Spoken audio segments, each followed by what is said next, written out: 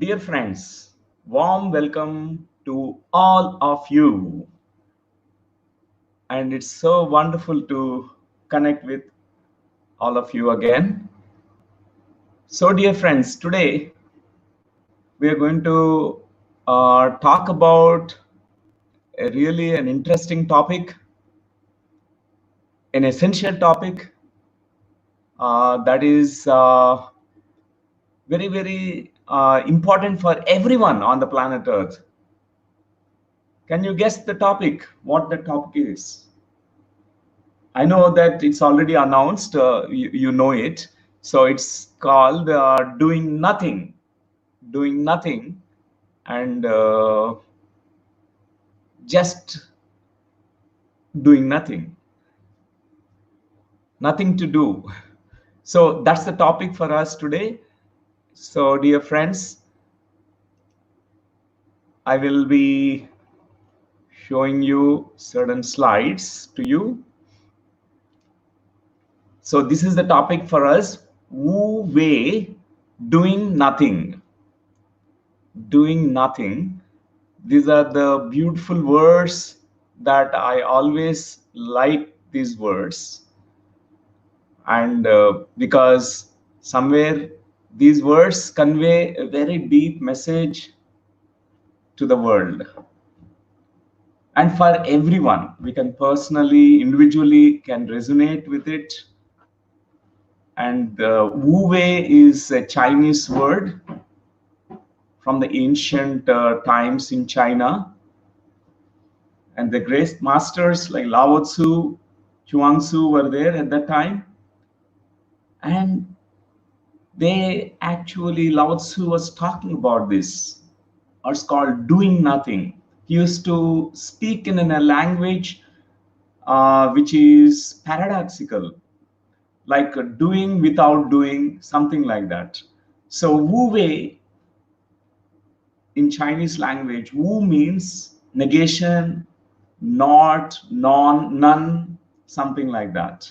Wu means negation. Wei means it's action, doing, force. So Wu Wei is non-force, non-forcing, non-acting, non-doing, anything which you are doing without doing, anything without your effort, you are putting your effort, effortless effort. That's what is this word Wu Wei conveys to us. So, dear friends, today I invited very wonderful master that you all must know. Quantum Life University is a beautiful, contribution to the world globe. Dr. Lakshmi behind me is the greatest strength, that I always feel that she is the force behind everything. She is the force which is really a creative force. But we also need, must be a few who can really bring everything into manifestation. If I consider Dr. Lakshmi as the vision, the Shakti, which is in the background, and where I announce this vision to everyone. But there are two important masters in Quantum Life University, who is my very dear friends to me, to us, Lakshmi and myself. We met them in 1992, the year 1992. And, there's so much that was done, the work that is done, accomplished, without working. I can share so many things. They are none other than Rajsekhar, who is the founding trustee, board member of Quantum Life University, and Sridevi. She is also such wonderful master. And we all know Even though many have not met Sri Devi, only they received the emails, they might have called to her to get the information, but she is such a manifesting force. So, dear friends, the QLU Sangha must know, the world must know these two masters, and Rajsekar and Sri Devi. So, from 1992, our friendship grew, and we were growing together. And what happened 2000, the year 2000, there was one institute that we started primarily to impart this wisdom of reincarnation and law of karma, and also meditation, to teach meditation. So that time, 2000, year 2000, there only Lakshmi and myself, along with Rajasekar and Sri Devi, only four of us. And from 2000 to 2010, till that time, only four people could reach out to the whole globe, almost 120 countries.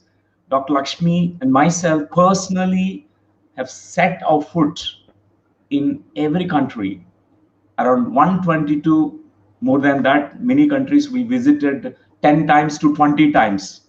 So our goal is to give this wisdom, offer this wisdom, share our experiences. You know, four people, two people in the background, they were doing silently the work which can only be accomplished by at least 200 people. Like at that time, till 2010, there's only two people. You know how many mails we used to get? Thousands were pouring down the mails. And Sridevi madam was answering each and every mail. How many calls we used to get per day? It was too many calls. She used to take all the calls. And Rajsekar and Sridevi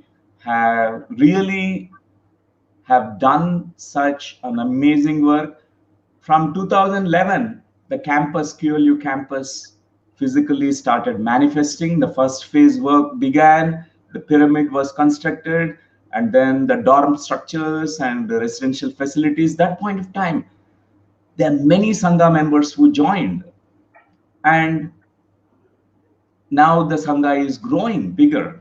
But I must tell you, everything begins in a humble way, in almost like a very simple way. And Rajsekar, welcome Yes. you.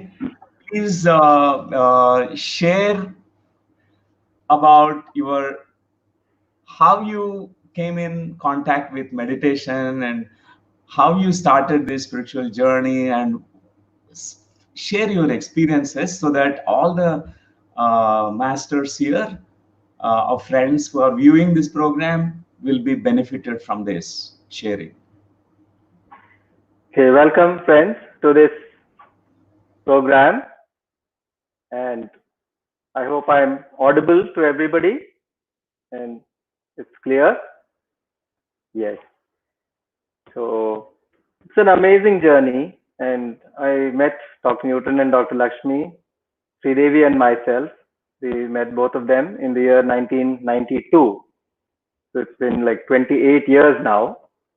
And at that time, uh, everything happens in life through synchronicities, and this is something that I began to believe more and more, particularly after meeting this wonderful couple. Till then, I could say, almost like a rationalist, not much into spirituality at all, never heard much about meditation, let alone practice it. And after meeting them, and Dr. Newton explained about meditation, about vegetarianism, and everything, and all the work that he had plans of doing, it became very clear to me that there is some aspect of life that I'm missing. That I'm just looking at one certain narrow aspect of life, but there's more to life than what I was living at that point of time. It became clear to both of us, to Sridevi and myself.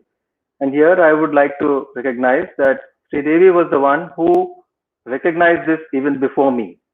And then she started taking a lot of interest, and I automatically resonated with that interest. And I also began to understand this deep spiritual angle that there is to life, that life is not just a material, physical experience, but it's a very deeply spiritual experience.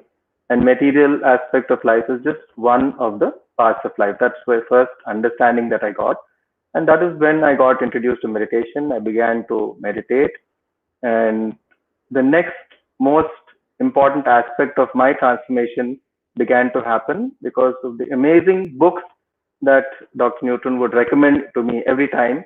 I would ask him after I finished one book, he would say, "Okay, now take this book," and then that one. So I can say that my evolution unfolded through the meditation and also through the books that I read, and where I would have discussions with him about the doubts that I had while reading these books, and that gave me much deeper understanding. So, as they say that for the complete life and spiritual evolution, we need three essential things, which Dr. Newton's guru, Brahmashri Patriji, has always been saying. We need dhyana, we need swadhyaya, and we need the sajjan sangatya. So, dhyana is, of course, the meditation, which we all know about. The second is swadhyaya, which is reading good books. Books, when I say good books, it is books by great spiritual masters, masters who understood life, self realized souls, God realized souls. Only books by those people should be read. And that's the second part. And then the third one is, of course, the interactions that we have with like minded people. And of course, like minded and everyone, the similarity between all should be that we should be in search of the truth. That's why we say Satjan. So Satjan Sangati means those who are seeking the truth.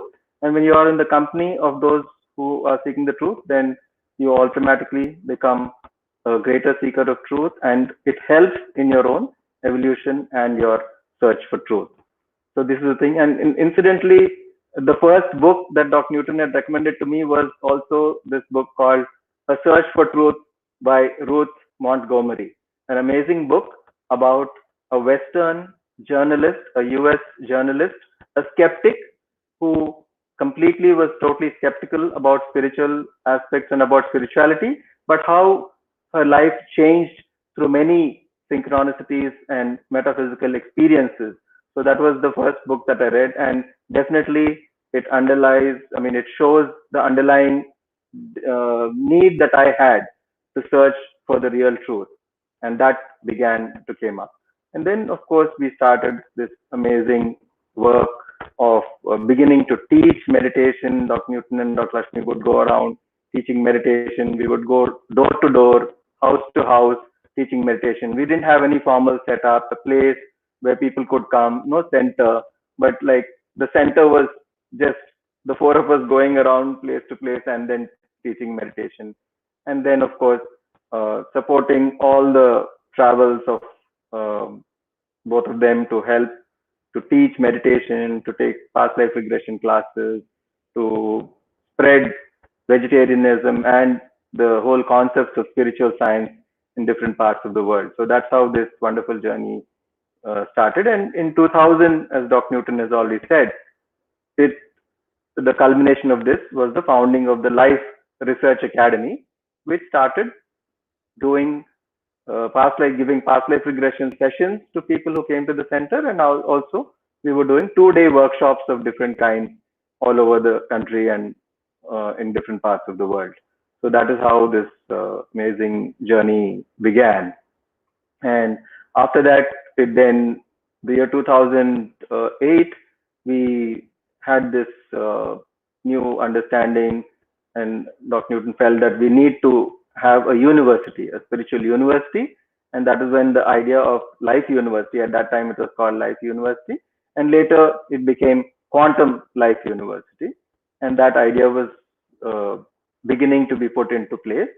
And the land was acquired for this uh, like Quantum Life University, and that itself is a great, amazing a series of amazing synchronicities which led to the acquisition of the land. And then from the year 2010 onwards, we started work actually on the land at Quantum Life University, and now it has come to this stage where it's reaching out to thousands of people, in fact hundreds of thousands of people all over the world. And so it has been a really amazing journey. Thank you, Dr. Newton. Thank you, Dr. Lakshmi, for this, for helping me to be a part of this amazing vision that you have for this whole world. It's wonderful to hear again about all the journey that we have traveled together all these years, 28 years that we Yes, know each other. It's a really very deep connection across lifetimes, I feel, Rajsekhar. And yes. so you said, you mentioned about the books and meditation practice, which really has transformed you because you started knowing more about yourself. And can you also speak a little bit about the processes that in Quantum Life University that we do, like trainings which help Okay. you also? What trainings Yes, really molded, yes, shaped you, and yes. So also about the 2 day workshop, the processes that we do at initially at Life University also, and then later on in Quantum Life University, the different kinds of workshops. Yes.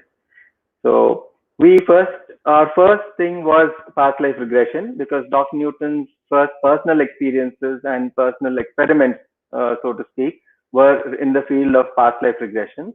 And very soon, after 2000, after the year 2000 itself, he became nationally and internationally famous, both of them, as past life regression therapists, as pioneers in the field of past life regression. Even at a very young age, they were considered globally as the pioneers in among the top people in past life regression.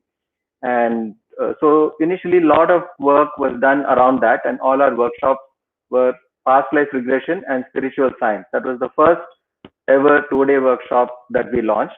And after that, there was a need to do many other processes, because people came up with issues or problems, or rather a need to find answers in different aspects of their life. So another area is a very common area, and where everyone has some kind of issues or the other, or they need some kind of answers or the other, and that is in the area of relationships.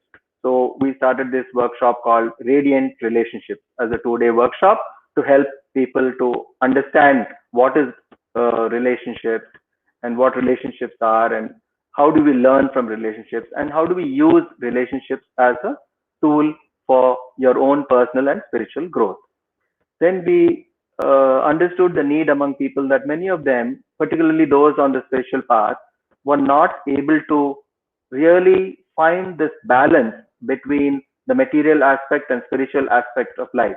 So it used to happen that people who were going more deep into spirituality, somehow they were not able to find the material needs, or fulfill sometimes the money aspect was a big issue in their life. So we came up with this workshop called Money and Spirituality, which is, it helps people to understand and practice the law of attraction and prosperity consciousness from the total holistic understanding point of view. And there were many amazing processes in this workshop which help people to really come out of this lack consciousness or poverty consciousness, and really embrace or awaken the prosperity consciousness which is there within them. Then we had another one called Consciousness Heals, which was totally about the ability of every person to heal. I like this wonderful uh, statement that Dr. Newton gives all the time, that within each one of us there is an inner doctor, and what we do is we awaken that inner doctor, and that helps you to heal yourself, physically, emotionally, mentally, and spiritually. And all healing can happen at all levels through this connection with your own consciousness and awakening your own inner doctor. So that workshop was called Consciousness Heals. And then we had a workshop on sacred breath, which helps connect different processes, uh, which we call as intuitive breathing processes, intuitive breathing techniques. And using this, how to awaken and how to do self healing and take you to a deeper level of understanding, sometimes even connect to past lives, gain valuable insights, all that happening through this process just by connecting to the breath. And that process, the 2 day process was called, the 2 day workshop was called Sacred Breath Workshop. Then we had a workshop for the inner child, because a lot of times we find that people have most of the issues are coming from their present life childhood, from the time they're born and when they're during their early childhood. A lot of blocks are developed, and those blocks they find it very difficult because these keep affecting them throughout their life. So these blocks are cleared only when we work on this particular processes called inner child work. So we had this 2 day inner child work, which we called the inner child healing workshop. And then we had another workshop, which is called self mastery. Self mastery is another amazing workshop that we developed, which is uses advanced processes like shamanism, shamanic healing processes, soul retrieval, and many other kinds of advanced uh, techniques which help people to go to a deeper and greater level of understanding. In all, we had 9 different types of workshops, and then we started the 6 day residential training program. So this, because there was a growing need among people, they said, okay, how can we also become past life regression facilitators? And how can we also go to a still deeper level? Yes, we have done individual sessions, individual past life regression sessions. We have done past life regression and spiritual science workshop. But how do we go to the next level in our self work, in our deeper work on the past life issues? And secondly, how can we also learn to help others doing regression work? Like how can we become facilitators of the in the past life regression process? So our first training program was past life regression and spiritual science training program. And of course, in the 2 day workshops, we also have another one, which is the family constellation process, family constellation 2 day workshop. And this is an amazing process, which was founded by Bert Hellinger. And unfortunately, Bert Hellinger passed away last year in 2019 September, an amazing master. And he brought this great gift to the world called family constellation, an amazingly powerful process which helps to understand and heal aspects which keep running from generation to generation, issues that keep running from generation to generation in the family system. So that's family constellation. And then in the training programs, the first, as I said, was past life regression, the 6 day residential training program. Then we started inner child, and then we did breath mastery, which is, you can say, an extended version of the sacred breath. Inner child is again the 6 day version of the 2 day inner child healing workshop. And then we had family constellation 6 day training, where we used to the people were trained in how to become family constellation facilitators. And then finally, the last workshop that we started was the breath mastery. In fact, the family constellation was the this thing sixth, the fourth one, and the fifth and final 6 day residential training program that we launched was the life between lives. After a lot of spiritual work, finally we found that people still lack clarity on what is their life purpose. How do we really know what we are here to do in life? And this Life Between Lives program really helps people to gain that very deep understanding of why they are here in this lifetime and what is it that as a soul they had planned before they were even born. And all that planning, we know now that it happens in the stage called the LBL, or the Life Between Life stage. And in the Life Between Life stage, we have the stage between the two lives where they plan the next incarnation. And when we connect to that, we have a clearer understanding. So people can live more meaningful and purposeful lives if they can connect to that part of the memories where they actually see how they were planning and what they planned for this life. So this is the residential training program. Now, so these are the different training programs we can say from the healing perspective, from the self-healing perspective, and also from the way of understanding how to heal others. But I can say that the biggest jump, or I can say the quantum jump, happened in Quantum Life University when the whole concept of the Soul Coach transformation program became manifested, or the idea of the Soul Coach transformation program was conceived, and then it started in the year 2011 itself. It was felt that people should have a broader understanding of spiritual science itself, because when we know that we are spiritual beings, so we need to understand spiritual science. Like if we want to be healthy, we should have some understanding about how our body functions. The same way, if we as spiritual beings are living this spiritual existence on earth, then we need to know the spiritual laws of the universe, and we need to know the spiritual subjects and the various topics of spiritual science. And that's why the Soul Coach training program is such an amazing program, because it provides people with the essential foundation for complete spiritual science education. And that's absolute core foundation. And based on that, people can then develop into whichever aspect they really have greater interest. Like someone, we have more than 100 topics in the Soul Coach transformation program. And in these 100 topics, we have aspects like, let's say, astral travel, dreams, kundalini, many amazing things.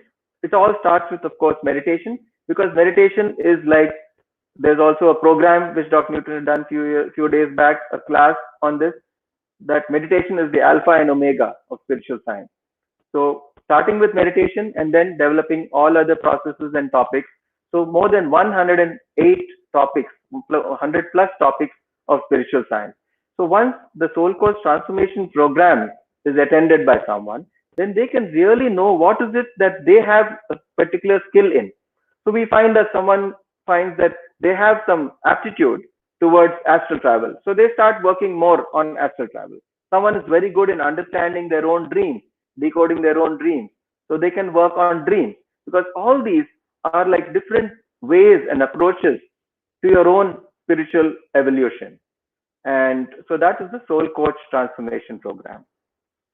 Now, increasingly, we found that once the campus is started, a lot of people wanted to come and visit the campus and understand what's going on there, but they were not in a position, for whatever reasons, that they were not in a position to come and attend some of the programs. Even the free 10-day Soul Coach training program, although it is free, because maybe of time constraints or any other reasons, they were not able to come to attend that. But still, they wanted to experience the university and what's happening there and connect with the energy of the university.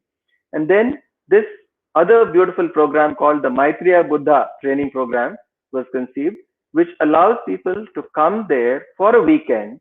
And we have one Maitreya Buddha training program every month on a weekend, and the dates are announced almost a year ahead.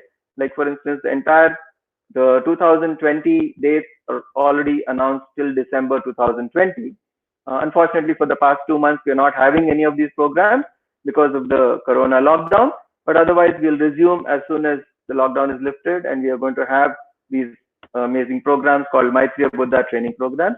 So these were started a few years ago, and it's such a wonderful capsule because it helps people to come, experience, stay there, and also participate in classes on amazing topics. For instance, one series of classes of the Maitreya Buddha training program were completed, in which every class had one chapter of the Bhagavad Gita in brief, completely explained. All the shlokas in that particular chapter would be explained, and the essence of that whole chapter would be explained. So there would be two classes, one on Saturday and one on Sunday, and those two classes would cover the complete chapter. And then the rest of the time, the persons would take part in Shramadhan, in which they would indulge in tree plantations. They would work towards cleaning up the place, clearing plastic, clearing junk from around the campus, and doing many other aspects which are all required to run an establishment of that type, to run a kind of a spiritual center or a retreat. And it really brought about so much of transformation among the people because they were really able to connect to all aspects.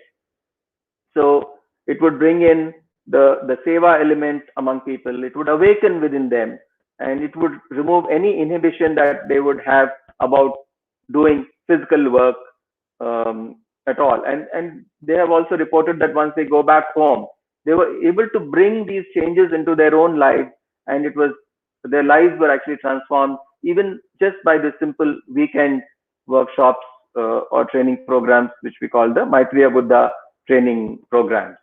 So these are the amazing training programs that have been conducted over the last 10 years since we actively started work on the Quantum Life University. And before that, almost 10 programs in the Life Research Academy. Yes. Thank you, Rajsekhar. Thank It's you so for giving me wonderful. an opportunity to share this with all our friends. And thank you, friends, for actually taking time out to hear this class. It's so good to hear about how the evolution happened in the work and how this university started growing from the bud to the flower state.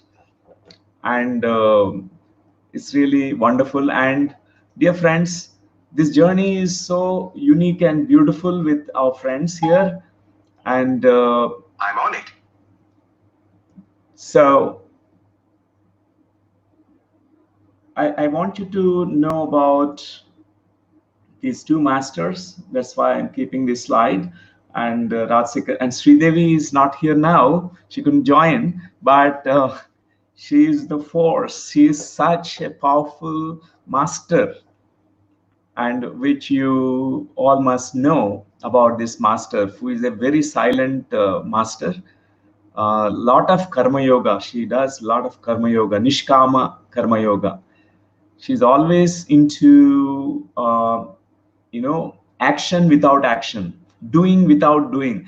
I wonder sometimes how just one woman could manage hundreds, thousands of people, but she has such an energy, and she's really such a great divine force. And you must all know about her. You must meet her possible in your lifetime. And dear friends, and these two masters, Rajsekhar and Sridevi, we always feel that it's our good fortune that we could meet such noble and such great souls. Because Rajsekhar, I have not met these Greek masters, Socrates and Plato. But when I always hear him, whenever he takes any class, it's like as if Socrates is speaking, or Plato is speaking. I find that he is such embodiment of such divine knowledge. He has such great wisdom in him. And there will be more opportunities to hear this master Rajsekhar and to meet the divine master Sridevi. And dear friends, this is briefly about uh, Rajsekhar and Sridevi. And we must learn from everyone. Everyone is so divine. So dear friends, so about the topic now, Wu Wei, doing nothing, because this is something very, very important on the planet Earth. Particularly these times, we have become so busy, and we are constantly running, chasing things. We chase money, we chase business, we chase people, we chase, run after many things. We are running after many things. And We are exhausted. Maybe at this point of time, it's like Corona, COVID-19. This is like said to the humanity now, people, human beings, come on, slow down. It has pressed the reset button to us. And suddenly we are finding so much time for ourselves. We are doing nothing, actually staying at home. We are not doing any business because there's nothing to do now, and we are staying at home and we're slowing down, and so many interesting things are happening. We're coming to know about ourselves. And these are the words that I heard from Zen master Rinzai. This master said, sitting silently, doing nothing, spring comes and the grass grows by itself. What an amazing verse he uttered. His life is an example of that. He was always living that way. He was doing nothing. Means he was doing, but without doing. And in the year 1996 onwards, I started retiring from, my work. Actually, I took a voluntary retirement.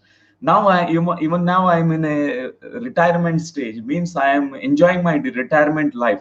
At a very younger age, I retired from the life which is very like a machine life, a robotic life. Like I said, let me now just slow down, let me be myself. And I started actually going around everywhere with Dr. Lakshmi. And we really now working without working. And I must tell you this truth also. Sridevi is the force, manifestation force, and whereas the Shakti behind, means a primary primal force, is Dr. Lakshmi. When I see Dr. Lakshmi, I always find her with such energy of Parvati, energy of Lakshmi, energy of Saraswati Mata, a Lalita Mata, because she always does things without doing much. Even in medical college, I met her during our medical college days. She used to read very little only. She used to read just few hours, where I used to read days and days. But she used to completely get through all the exams. Better marks, better scores she used to achieve.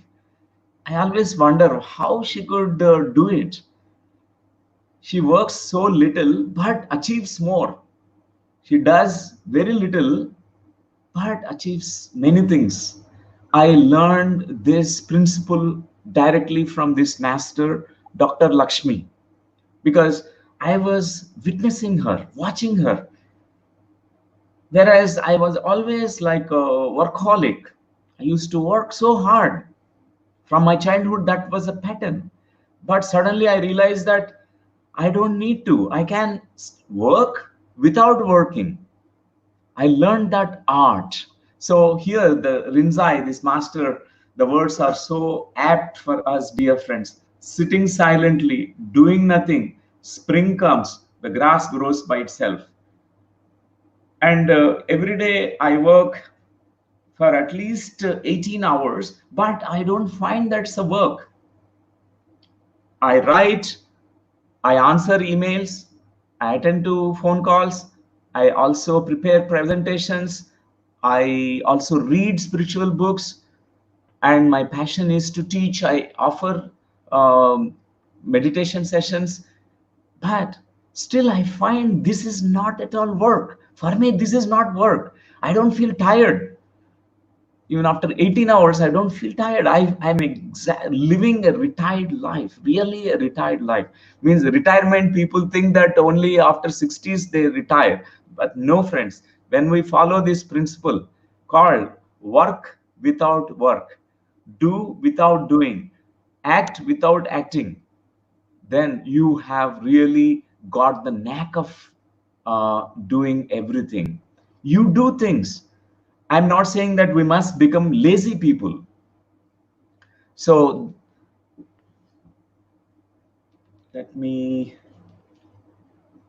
So there are many people who think that this is a misconception. One misconception is it's laziness. Doing nothing is lazy. Meditation makes people very lazy, or it makes people to avoid things and they do nothing, to face the world, to face the situations in the world, to run away from responsibilities. They do nothing. They'll be just lying down or eating food and sleeping all the time, but it's not true. Wu Wei is not laziness. Laziness is procrastination. It's coming out of your tamasic gun, your tamasic nature, where you have very dense negative and negative thoughts, and you have fear, and laziness is coming out of that.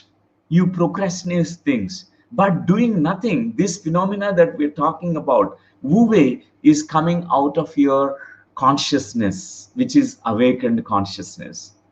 When you're fully awakened, when you are yourself, then you really live your life whatever in the style of Wu Wei, doing without doing. So, dear friends, Wu Wei is going with the universal laws, with the nature, laws of nature. We don't go upstream.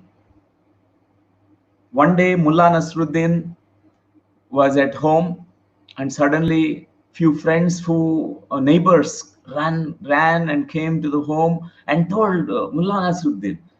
They said, Mullah, your wife is, she fallen into the river. Now run and save her. So Mullah Nasruddin started running towards the river, which was close to that place, and he wants to save her. So all the neighbors and saw, oh, they could see the love of Mullah Nasruddin towards the wife. He loves his wife so much. That's why he's so fast. He's running like a cheetah, very fast. And because many people, they don't run such fast when it comes to save the life of wife, or even to do something for the wife. But Mullah that day was demonstrating something beautiful, and he jumped straight away into the river, and he started swimming upstream against the flow of water. And all the neighbors said, why are you going upstream? Your wife has fallen in the river, and she might have been carried by the river downstream. You must go downstream, down the stream, not upstream. But he said, you fellows, you shut your mouth. I know my wife. She always, whatever I say, she opposes me. Whatever I say, she argues with me. I know her. She always goes upstream only. She goes against everything. So I know her psychology. I will search here by going upstream. So, dear friends, most of us in our life, we are really tiring ourselves, going against the stream. So, when we know that there are certain universal principles, and the nature is always right and perfect, nature guides us, the prakriti, which is the manifestation of the great energy of all that is the god who created this universe, which is the main force.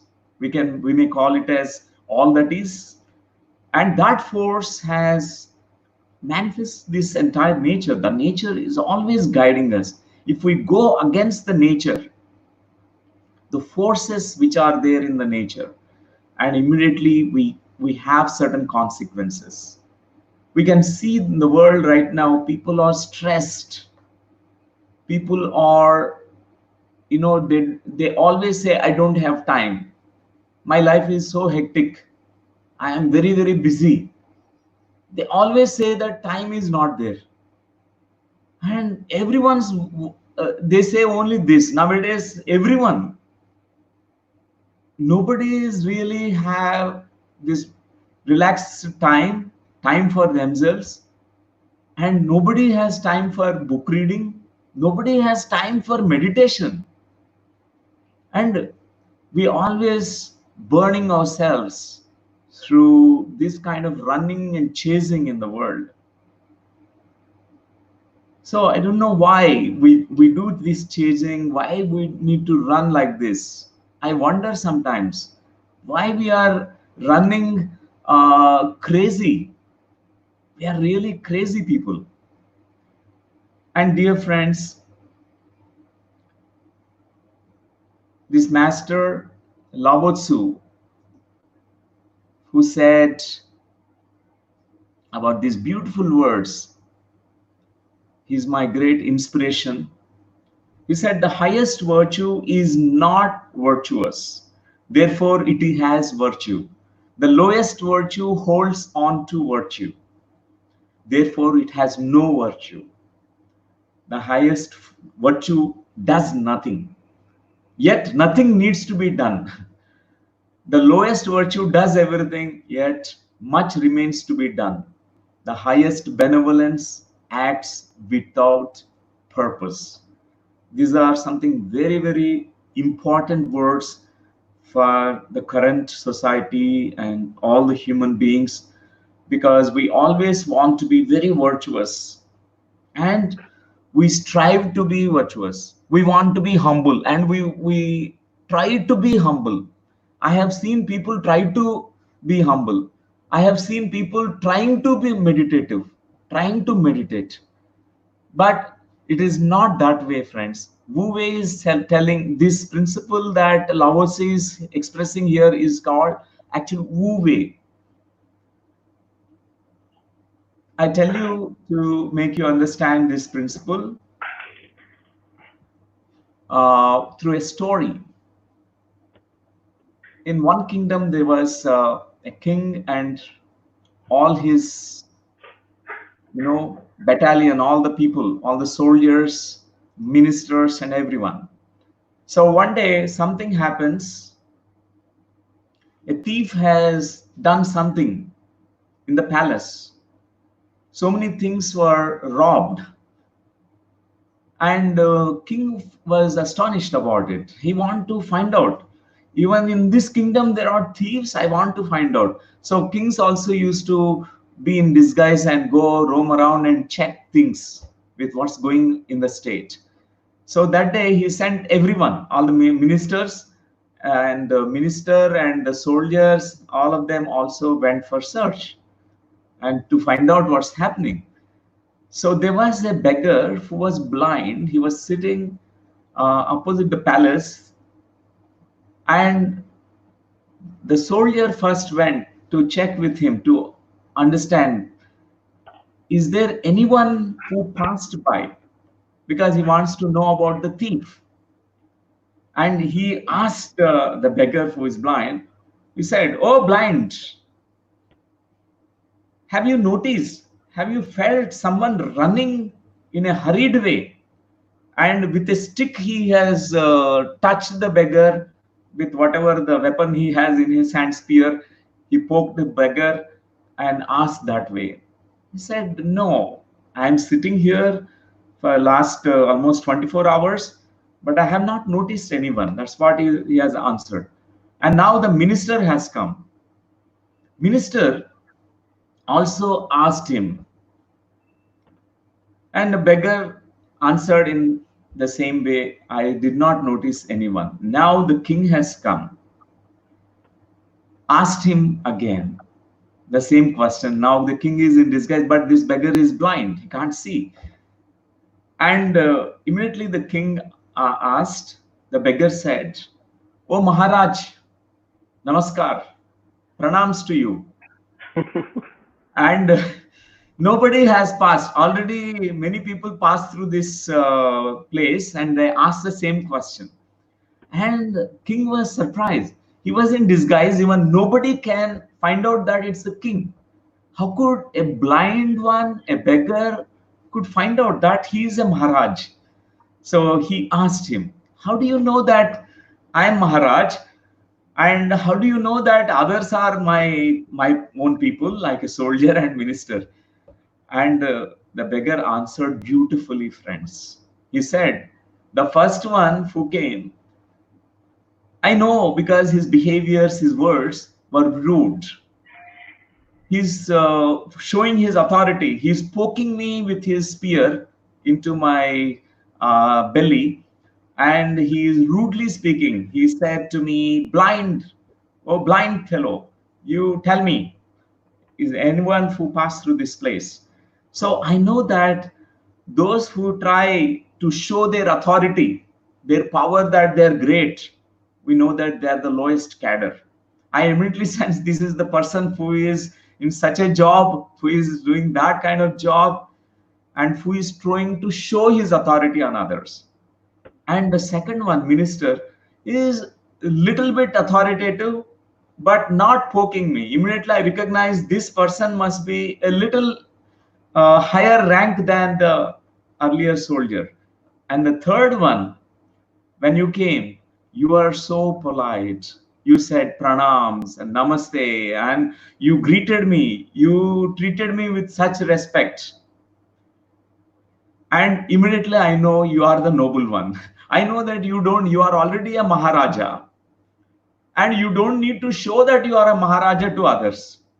You don't need to tell to the world that you are a Maharaja, because you're already that. So, dear friends, the moral of the story is, when we try to be perfect, know that you are already trying to hide your imperfection. When you try to achieve great things, know that there's something that you want to the world to know, that you are a great achiever. There is something that you are inside proving. You want to prove to the world that you are a great achiever, successful person. You are trying to gain the attention of the people. So even this is what exactly Lao Tzu is conveying. Highest benevolence acts without purpose, means motivation or intent. Many of us, we have a hidden motivations. When we do something to others, immediately we think, what do I get from this? There is a catch, hidden catch. One time I was traveling in US, and somebody said, now we are giving an offer. You can stay in this place, a beautiful natural place. There is a beautiful resort, and it's a free. I thought, how can someone give free? Okay, we took that place, and after going there, they said, you have to attend 2 hours, 3 hours our lecture, because we offered it free. And in that lecture, it's a business class. They were trying to convince me to sign up for some business contracts and all that. I came to know about their hidden motivations. So many of us, when they do something to others, we are doing not from really a pure doing, not from a kind of selfless giving. It's not selfless action. There is a hidden motivation. There is a catch, dear friends. In the world, that's what happens. There is a catch always. So highest benevolence acts without these hidden motivations, without this kind of inner expectations, inner your intent or purposes. We just become a flower which is offering the fragrance. That's what is called true giving. It's called highest benevolence. So, dear friends, there is a crowd mentality and a social conditioning we see around, where people always see others. Oh, everyone is trying to be, achiever and succeeding, and they want to be number one topper in every field. Even spirituality also, people want to beat other gurus. They want to be the number one guru. Spirituality is supposed to be, not a competition. Instead, it is like a collaboration and a cooperation between all the masters, because they are all working towards the same purpose and goal. They want to create a kind of beautiful oneness field. They want to convey this experience to people, that one can slow down, one can meditate. This is the message of every spiritual guru, but we see something different. Every spiritual organization try to be that they are the number ones, others are inferior, they try to beat others. Even businesses the same thing, they want to be achievers, toppers. And people are, all the businesses are, dooming, they're going down because they're exhausted. They're not learning about this sacred principle called Wu Wei. If a business can be done in a different way, all the businesses will be thriving, they will flower. Really, they can be done in a different way. Action without action, doing without doing. But this crowd mentality that we have, we see our neighbors always busy and we also become busy. Oh, I'm also supposed to be busy, I have to work hard. We have become such workaholics nowadays, dear friends. That is not going to really help us in the long run. Many people, they are experiencing breakdowns, nervous breakdowns. They're experiencing the stress in their life. They're experiencing all kinds of lifestyle disorders, hypertension, diabetes, cancers, so many diseases which are created just because we have become workaholics. We are exhausting ourselves by doing more, overdoing, overworking, over pressurizing ourselves. I'm not telling that now we must stop doing and becoming lazy. It's not that I'm conveying, dear friends. What I'm trying to convey is we can learn the art of doing without doing, the art of Wu Wei. Even now I work, but for me it is not a work because it is coming from my being state. I have found my inner center. I one day it happened to be in a few sessions, and I forgotten the time. I went beyond time, and it was almost like lunch hour is over and everything is over. The workshop was continuing, and Sridevi ma'am was reminding me that it's a time to give a break, lunch. But I found that it's already 4 p.m.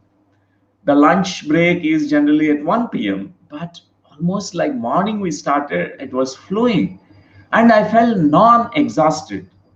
Though I was completely very active and doing the workshop and delivering all that, but I really understood that it is the work that can happen from the deeper place. We all can really achieve that state, friends. I'm still actually evolving in this.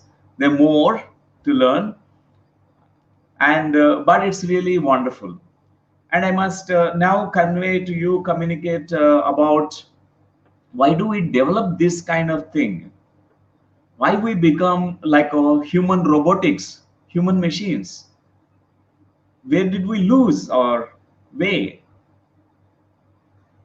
Why we are so much into obsessed about certain things in our life which are really non-essential. For example, if we are on the deathbed, only essential things will come out for us, only essential things will be in our mind. We know that in the next 2 hours we are going to die. We don't think unnecessary things. So what is that we really need to find out? Long back when we were children, we experienced this beautiful being state, my friends. We were actually in the paradise. We were doing nothing as children, approximately around 3 to 5 years age. We were in paradise, we were in kingdom of God. And remember the words of this master Jesus Christ, who said, unless until you become a child again, you cannot step into the kingdom of God. You have to become like a child, childlike. Then you can enter into the kingdom of God, kingdom of heaven. It means paradise. It means that it is effortless effort, living, from your being state. Every child is born that way. If you notice your own childhood, definitely before all the conditioning happened to you, you are that way. You are like that. You are innocent, you are pure being, you are full of joy, you're smiling, you're dancing, you're singing, you're celebrating, you're authentic, you're honest, you're spontaneous, you're creative, you're playful. There are so many things. When you're a child, you're actually in a paradise at the time. But slowly, after some time, we lost everything. Dear friends, what happened to us? Why we lost all those things? A child has such energy. Almost the child will be waking up in the morning till night. They will be doing so many activities. They will be playing the ball. They will be sometimes rolling on the ground, somersaults they do. They play with the pet animals. They go and climb the tree. As adults we see them that they are like full of energy, but as children, as adults, we feel so tired. We need to take short naps. We have to sleep for some time. We feel so tired. After doing 2 3 hours work, we feel so tired, exhausted. But children are no exhaustion, no stress, no, they're like free flow. Why it is that they're not getting tired? Because they know Wu Wei. It's like they are in the beingness. They are in their real essential nature. They don't go against the nature. They are highly compassionate. They don't have this kind of mind, logical, linear, analytical mind, which goes on thinking, doing postmortem and analysis of everything. They don't worry about the future. Oh, tomorrow what will happen? How do I get, what do I eat tomorrow? What kind of breakfast I get? Or do I will have money after 1 year? They don't have. They live in only in the moment. So, dear friends, they are already living the words of this Taoist master Lao Tzu, Wu Wei. So, why we have really moved away from this state of being? What happened to us? If we look at our childhood, we notice that many of us have gone through a kind of conditioning process, domestication process. Children also are domesticated like animals. How we train the animals, a cat, how to behave, in the child is also are taught, conditioned by parents. You are supposed to do like this. You have to be supposed to laugh like this, think like this, feel this way. You are not supposed to be yourself. You are supposed to become somebody else. You have to, in the childhood only we will say you have to become a rich man. But parents must tell to a child, be, be a happy person. In the childhood, that must be told to a child. And but totally a completely different conditioning is given to every child. A child is told that you must become a rich man, become an IAS officer, become a great doctor, become a minister, become a prime minister. Only those things. In the childhood, that was what is given to us. But I tell you, the child was domesticated, my dear friends, conditioned deeply. And many of the children were verbally abused, physically abused, sexually abused. Their boundaries are not respected. Emotional boundaries are not respected. Parents are, they fight with each other, they throw all their emotions on the children. And what happens to this child? The child feels it's my fault. Because of me, parents are fighting. It's because of me. They take completely the responsibility on their shoulders. They feel bad, they feel so insecure. And most of the times parents, they don't have time for children because they themselves have so much of emotional blocks. They go on fighting, they are very busy, they don't have time. So what happens when the time is not there for a child? Apart from these direct traumatic episodes for a child where the boundaries are violated, where the child is not respected, not approved, not given the time, where the child is beaten, scolded, and harmed in several ways, and sometimes the child expresses about what they want to do, like they want to do certain wonderful things in life, but the child were told that you should not be that, you should not think that way, you must be like, I'm a doctor, you must also become a doctor. Or if the father could not become a doctor, he says, I could not become a doctor, now you become a doctor. This is what the child is traumatized in the childhood. So dear friend, the child develops certain kinds of layers of conditioning. We're deeply conditioned. So these are certain things the child, really every child needs. Look at this. The time is required for every child. The child who is given this beautiful, time for from the parents. Parents have time for the child. Then the child feels, I am loved by my parents. When the child feels loved, they know how to love themselves. The children who are not loved, they don't know about self love, they can't love themselves, they don't have self love because they have not experienced it. The time that is given to the children is called love, dear friends. A father is all the time speaking over the phone about the business, even after his working hours. The child thinks that my father loves his business more than me. My mother loves the television serials more than me. And they don't love me. That's what a child thinks that way. And attention. The child needs attention. Are you attending to your child? Are you giving your attention to the child? Your attention is really the energy for a child, a mother's attention and a father's attention. That develops a self-worth for a child. Many children at a very younger age who was not given the attention by the parents, they think I am not worthy of the attention of my parents. They attend to their works, they're very busy because I'm unworthy, they don't have attention towards me, they don't attend to me. Sometimes in the childhood we try to gain their attention in the wrong ways by harming ourselves, by becoming sick. Sometimes we have a negative attention, we draw the attention of the parents because we try to prove that I'm worthy person, at least the negative way also.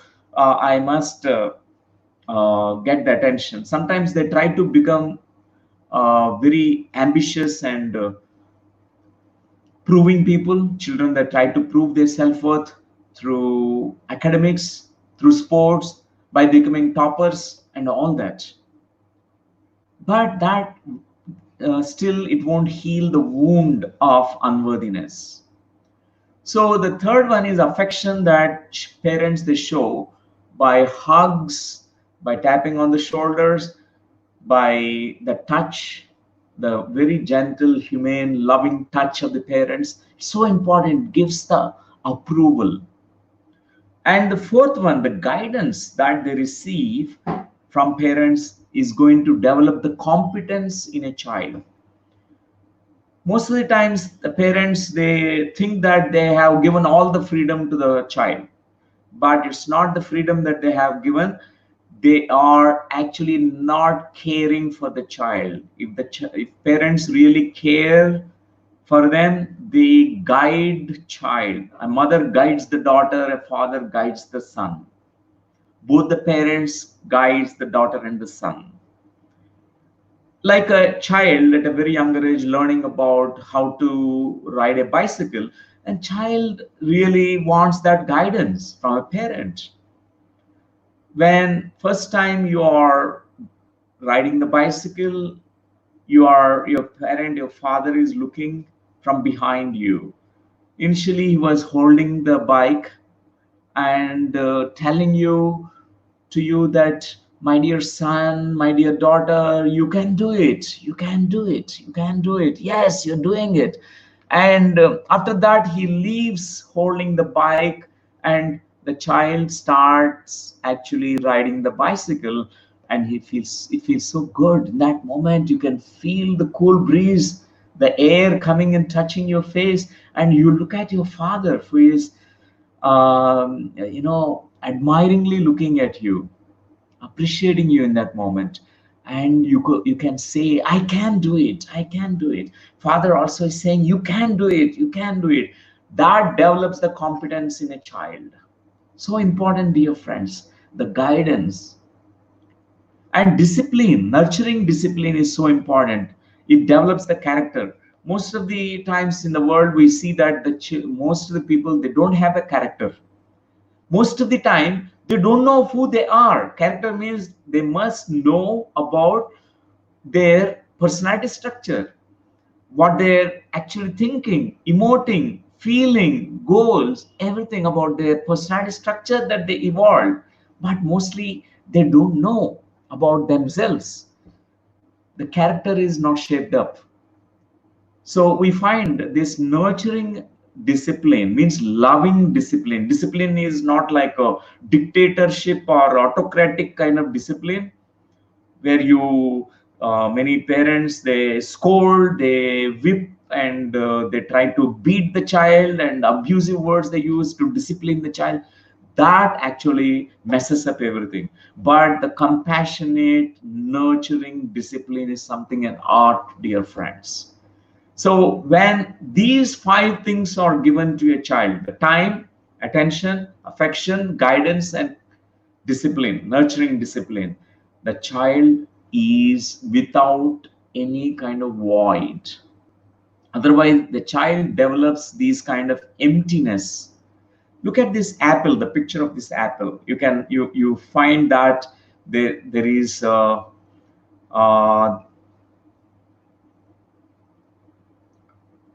this void. This apple has an empty space.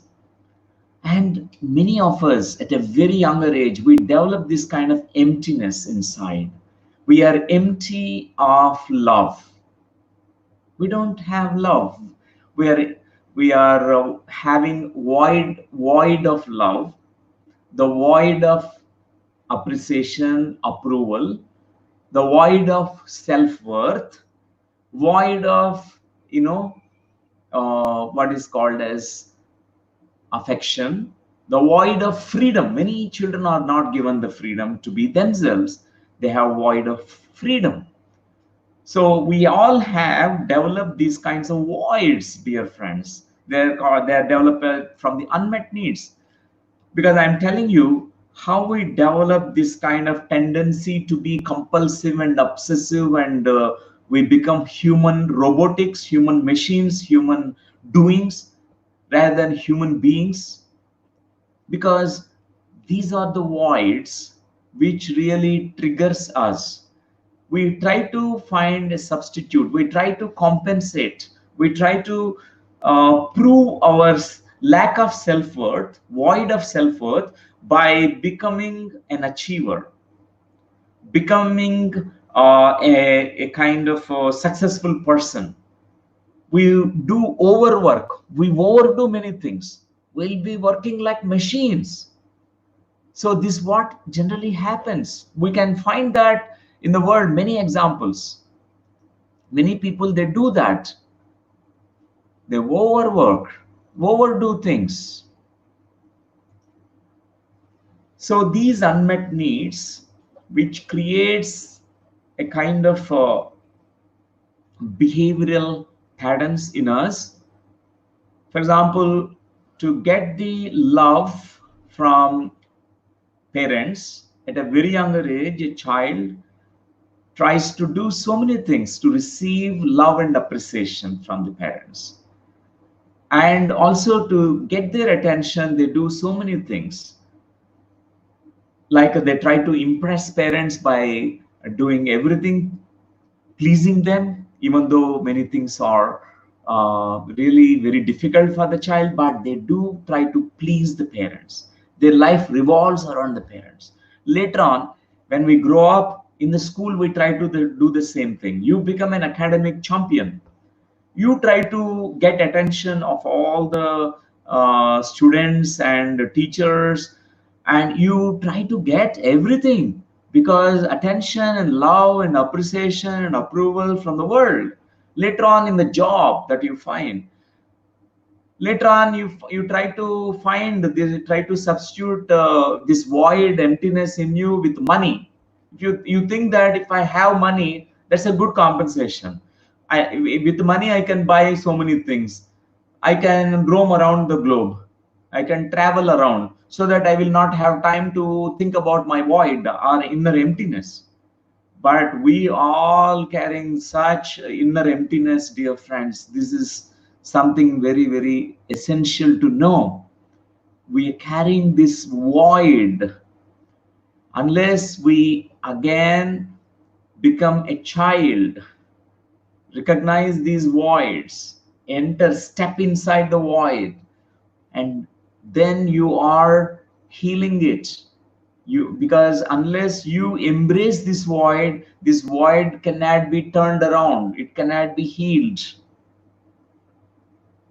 And after that, we don't need to prove our self-worth to anybody. We don't need to be perfectionists.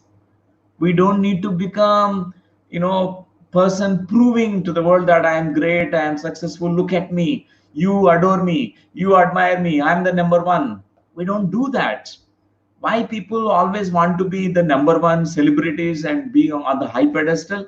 Because they want attention, they want appreciation.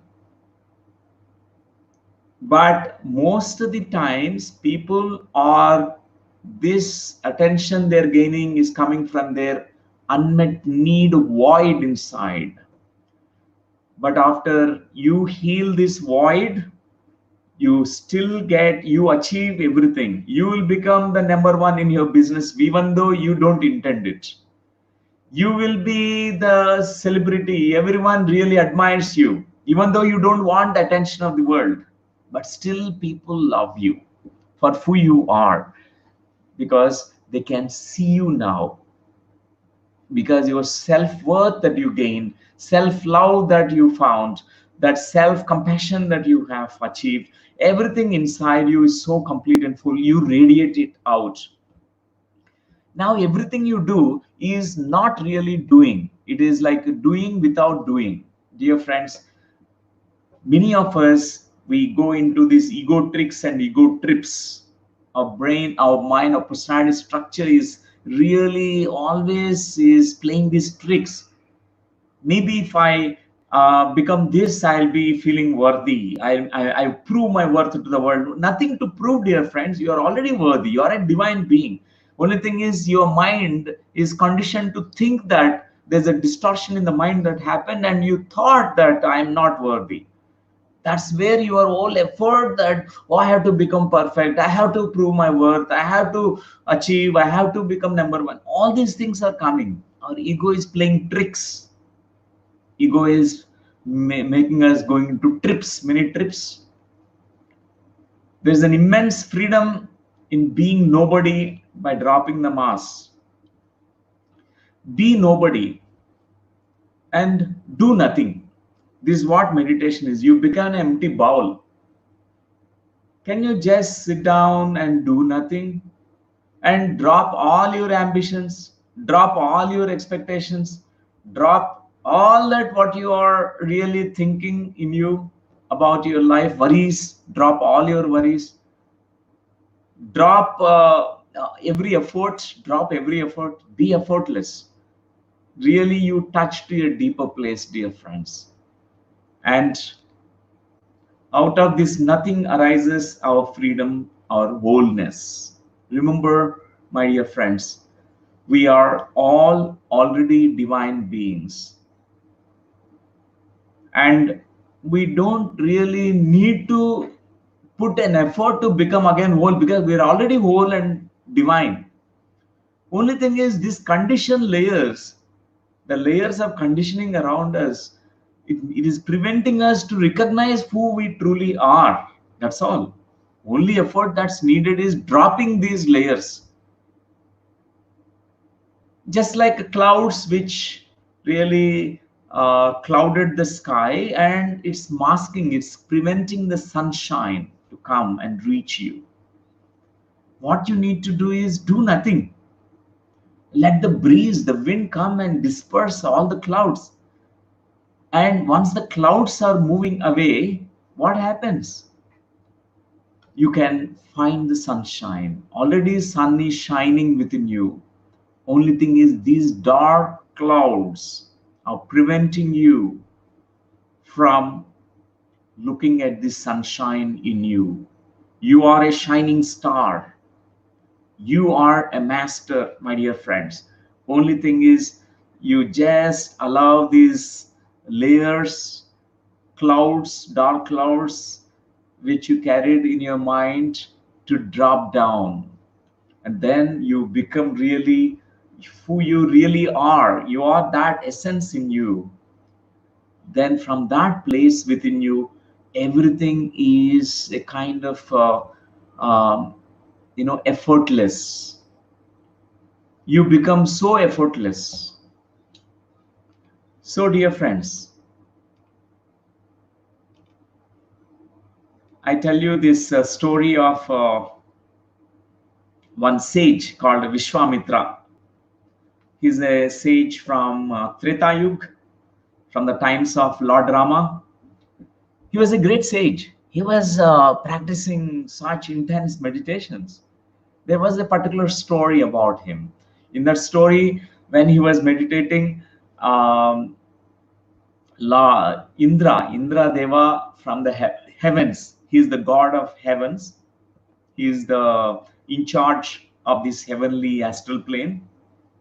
Indra was worried because whoever is meditating, he thinks that, oh, this fellow now will become will occupy my position, because the Indra is called a post, means whoever is really mastering their mind, all the five senses, they will become the Indras. So he tries to distract Vishwamitra by sending some kind of beautiful um, uh, beautiful girl, one damsel, Apsaras. In India, we call them Apsaras, like a Miss Universe, like a Miss Universe. He selected one person, Menaka.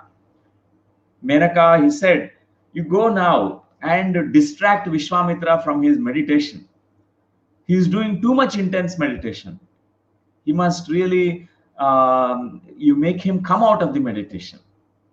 He need to be distracted, because my post will be gone otherwise. And with Manaka appearing, and she came down to the earth plane, she was started dancing, and suddenly he woke up from his meditation. He came out. He started also having a fun time, entertainment, and he started dancing with Menaka. So, dear friends, this I tell the inner meaning of this story. This true meaning of this story is, Vishwamitra is putting all the effort in meditation. He is putting so much of effort in his meditation. Meditation is called as effortless. Already it must be effortless. Meditation is doing nothing, but he is doing intense. And Indra saw that. He wanted to help him. If anybody is doing that, working so hard, one must also give a kind of break and relax in between. So I introduced these two words called Avirama Parisrama, Savirama Parisrama. These are the words in Sanskrit and Hindi, and I think Telugu language. In Telugu language, I picked up these words. But I think same thing in Hindi. Avirama Parisrama means where you are doing tirelessly working tirelessly. That's called Avirama Parisrama. For example, you are working 20 hours without relaxation, without relaxedly you're doing the work. You get so tired, exhausted, stressed, burned out. And there is another word called Savirama Parisrama. You can do that same kind of word, but effortless effort, workless work, very relaxed way of doing the work. So Vishwamitra was given a kind of break where he was meditating with effort. Now Menaka made him to laugh, dance, have some fun. Also, there's a fun element in our life: play and fun, have fun and relax a little bit. And through that, he found Savirama Parisrama, effortless effort. Many people they ask me, many people they come to learn meditation to Quantum Life University. One time I had a situation. One friend asked, who is a newcomer, he said, I never practiced meditation. And I said, okay, that's fine. You have at least come now. It's very good. But I am 30 plus now. I'm 30 years old already. You can really meditate. Maybe for children it's easy for meditation practice, but I am already growing old. I have so many thoughts. I said, doesn't matter, whatever age, you must be 90-year-old, but if you're ready, you can start your meditation practice. He said, I can do, but what you're saying, doing nothing, be nobody, it's impossible for me because I am a chartered accountant. I am accountant means I have a calculation. Always I have to calculate certain things. Mathematical calculation happens in my mind. My mind has to calculate. So when you are saying that, watch your breath and witness what's happening, do nothing, be nobody, it's very difficult for me. Can I now do something, a different practice? Can I count numbers? I can count my breathing now. This is, I'm taking now one, the first breath. Now my second breath is entering into my nostrils. The third breath is entering into my nostrils. Fourth breath is entering into my nostrils. He asked me because he's so habituated to the numbers. His whole life is with numbers only. So many people, they really come into meditation. They put effort, friends. They only exert so much pressure. Meditation itself is such relaxation. When you are relaxing, that's what meditation is. Total relaxation. Your mind is relaxed, your emotions are relaxed, your ego is relaxed, your defense mechanisms are slow, completely shut down, and you are relaxing into your greater self. And meditation is, it's not, you can't meditate. Meditation happens. Just you have to become effortless. You have to sit down, do nothing, be nobody. Don't try to be somebody. Don't have ambition. I want third eye. I want to do astral travel. Don't have ambition. I want to be enlightened. All these are goals. It creates stress in your mind. It creates pressure on your mind. Don't drop every goal. In meditation, we must not have any kind of intention or goal. Meditate for the sake of meditation. Just doing nothing. Sitting quietly, closing your eyes, doing nothing, absolutely nothing. And can you sit like that one of the days, my dear friends, during the lockdown period, doing nothing with open eyes, but don't do anything. Don't do anything. Just be empty. Just, you may watch many things in front of you, but don't try to think about what you are watching. Just become the watcher in that moment. Even everything you observe, maybe you are sitting near a tree, a plant, maybe tulsi plant which is there. Just watch the tulsi plant. Do nothing. Sit, just watch. Let's practice that way. Doing nothing, empty.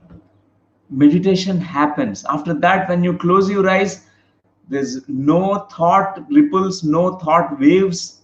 Restlessness is not there. Anxiety is not there.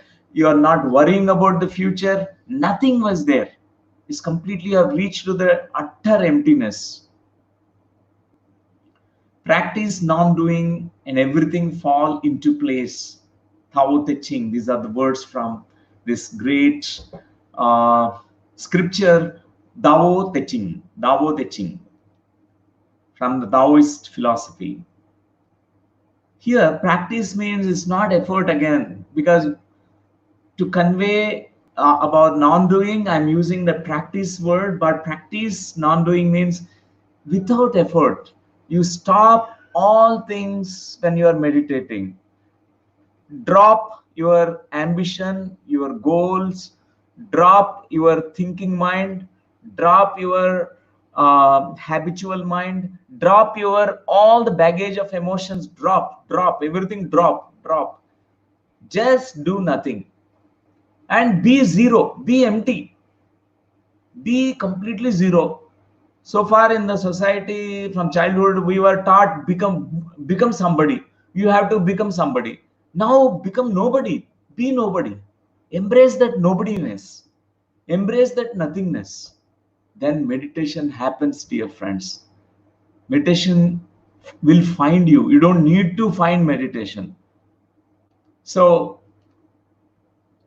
I give you a practice during this lockdown period. This I want to share with you, because this also beautiful moments on planet Earth. It's a time of Ramadan time. For all our brothers, Muslim brothers are doing amazing Ramadan, this festival for 40 days. And in this time, we also can practice something. It's called mind fasting. Mind fasting is so essential. Mind fasting is inner silence. When your mind is doing fasting, it is called silence. This is called mano shunya sthiti. Manas has become shunya. Alochana rahitya sthiti means your mind is now empty. This is called mind fasting. This beautiful word from Buddhist masters. They do a lot of mind fasting. Don't think about the past. Don't worry about the future. Don't think about it in the present moment. And it's called mind fasting.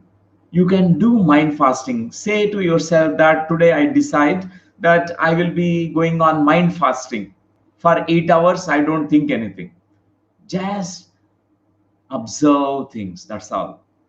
Let your mind do the fasting. Word fasting is means through your mouth, not a single word is coming. That's called external silence, mauna.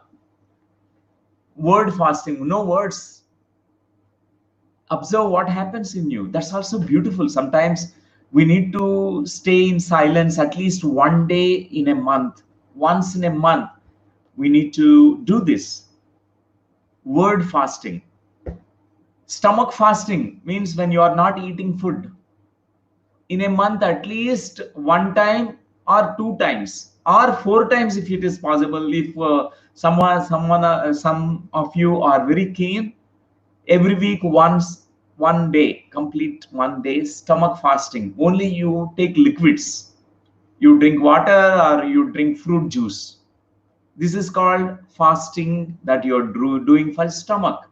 This also, when you are doing the stomach fasting, fasting the food, fasting food, and what happens is you get energy from cosmos. You know how to get the energy from the universe, cosmic energy.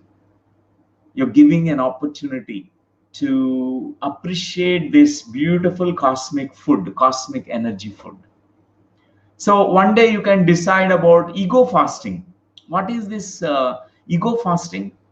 Means for a week you decide, 1 week. In this 1 week, I'll let me check if I can be non-reactive, non-reacting to people around me. Means our ego is always brushed and triggered by words and behaviors of people.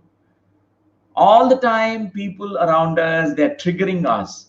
Bigger is the ego, bigger is the triggers. Smaller is the ego, smaller is the trigger. No ego, no trigger. Ego fasting is you're dropping your ego. You become nobody. You become that I am nothing, I am zero. If you are zero, if anybody scolds you, it won't hurt you at all. I tell you an example. One day Buddha was begging the food. He was in a village. He visited one woman's house. The lady of the house came out, started scolding the Buddha, because Buddha is around maybe around 45 years age, and really well built body, and he's handsome. And she started scolding, "You fellow, you look so healthy, and why do you beg for food? Can't you do work? Can't you work?" She was abusive language she was using almost for hours. She was exhausted, but Buddha was smiling. And she asked Buddha, "I was scolding you for the last 2 hours. You are just, you don't have a trigger.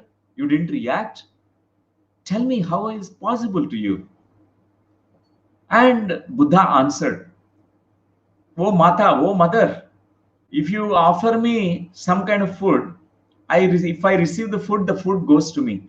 If I refuse to take the food, where does this food go back? It goes back to you, right?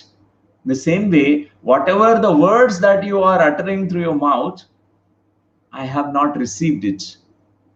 It's with you only." Because Buddha was completely, has no ego, no this kind of ego. He is soul, his consciousness, he's a Buddha, he is an awakened one. This is something very, very beautiful story. So dear friends, can you do this for a week? You say that to understand how this ego plays a trick, how you react to many things, and you can observe yourself at that point of time. It's okay sometimes you observe that you are reacting, you are becoming angry, you are uttering certain things, you react, and you are really losing your cool, and immediately recognize this self-importance that you have. Oh, you are too important in your own eyes. That ego is big. And immediately when the awareness comes, it can be dropped. The beauty of awareness is when you become aware of something and immediately it dissolves. That's the beauty of awareness. And then the last practice that I want to insist is called relationships fasting. What is this relationships fasting? So far, from childhood, we are always interested in others.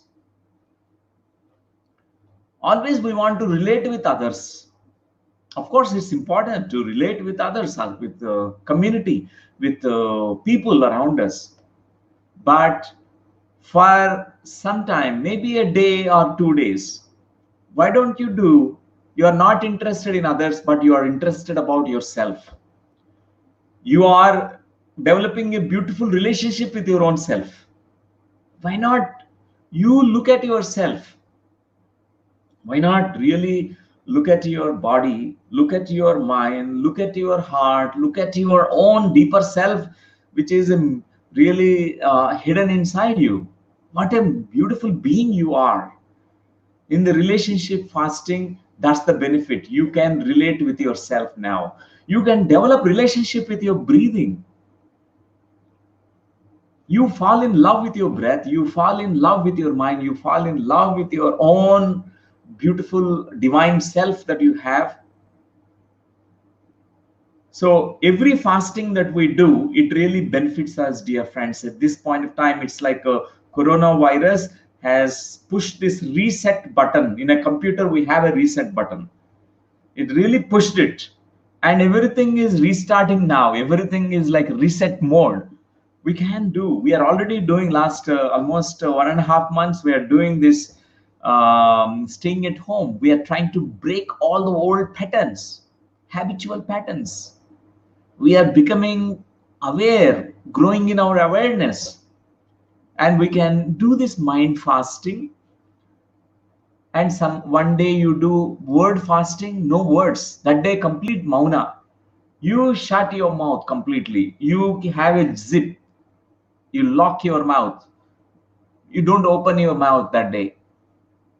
Completely for 24 hours. Observe what is happening in you that moment. It's something very beautiful. When you don't speak, your energy is not leaving you. The next day, the words that are coming out, it straight away comes from your heart and the soul. And do 1 day fasting. Test it. Only liquid diet. It's also something very, very beautiful. In India, we believe that the old saying which says, Langanam Parama Aushadam. Langanam means fasting the food, fasting food. Food you're not taking for 24 hours. You are only taking liquid diet. You are only drinking fruit juice or something like that. So ego fasting, we can also do that. You can do that, ego fasting, so that we understand our triggers and we can really develop how to respond, how to be a kind of beautiful, responsible beings.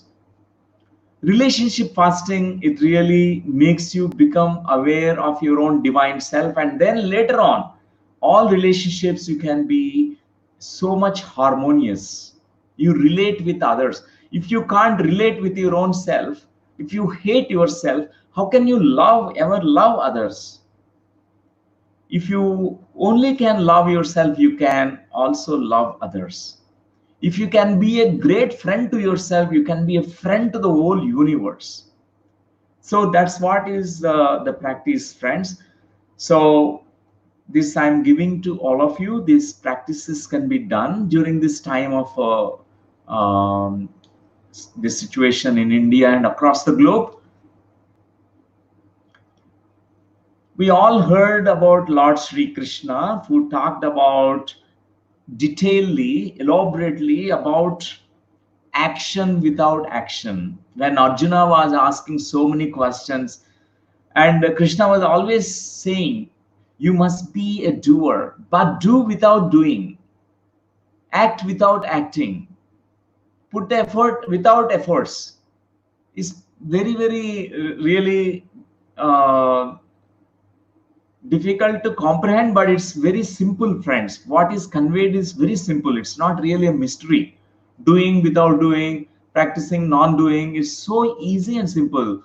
You still do, but without doing, without exhaustion, without putting all your pressure, being robotic, not that way, but you are really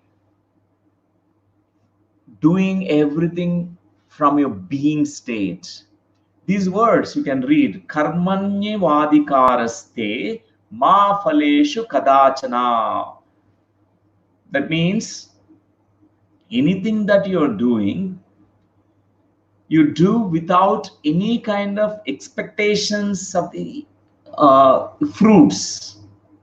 Don't think about the end results before. Don't have any expectation about how it is going to, what kind of fruits you get out of what you're doing. Do without doing. That's what Lord Krishna said in the karma yoga, and also karma sannyasa yoga and sankhya yoga. There are many slokas that he has given. This beautiful, really, guidance that he has given. It's an amazing scripture, amazing words that Lord Krishna has given. Even he said, when Arjuna asked, karma means action. When I'm putting action, my actions are going to definitely harm someone, hurt someone. My words can hurt someone. My better I will be non-doing. I will not do anything. I will be a lazy person. And immediately Lord Krishna says, no, I'm not saying that. You should not be non-doing. Means it's not that you really become a lazy person. Non-doing is a beautiful concept that we need to understand from Bhagavad Gita, Lord Krishna, from Lao Tzu, from Zen masters, from Buddha, all these masters. but talking about doing without doing. You can do, but without being attached to anything. That's why Lord Krishna said, find action in inaction. Find inaction in action. That means when you are resting, you are actually working so much. When you are meditating, actually a lot of work is done. When you are doing physical work, actually you are not doing anything. Because in meditation, we are connected to a being state. You create energetic templates. All the work is done. Energy, you absorb, and later on, when you're doing any physical activity, you're doing without doing. So it is really not really a difficult concept. It is very, very simple, dear friends. It's not mystical at all. It's not a mystery at all. It's so simple, easy. And dear friends, meditation is a really a wonderful way to be nobody and do nothing. To understand this entire thing, we can actually practice meditation, and in the body you suspend all the activity. Right now we are going to practice meditation. In this meditation practice, what we're going to do is we will not move our body, we just sit still, we just sit down doing nothing. Let's attempt now. Let's try without trying, put an effort without really effort. Let's close our eyes, dear friends. For 10 minutes, we're going to practice this meditation.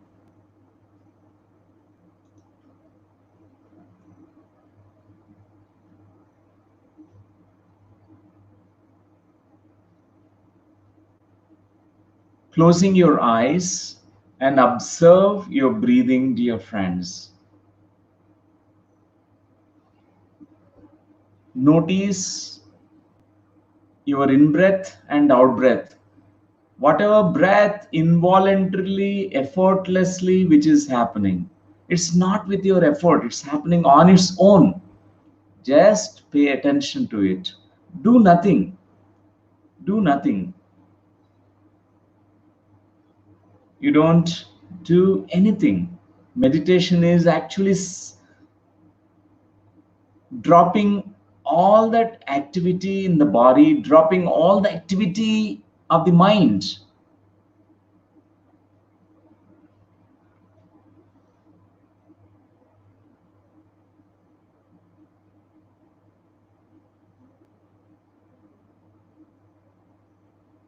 The habitual mind goes on coming back, wandering.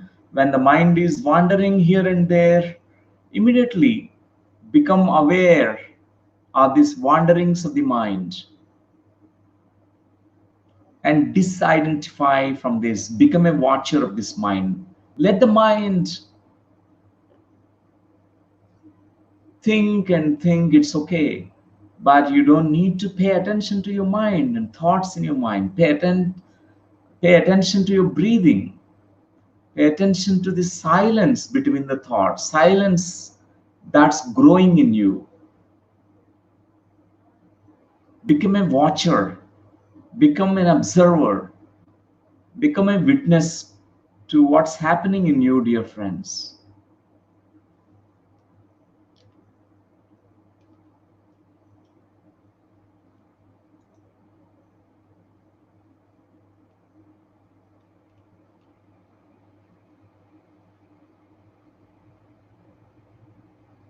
Just be.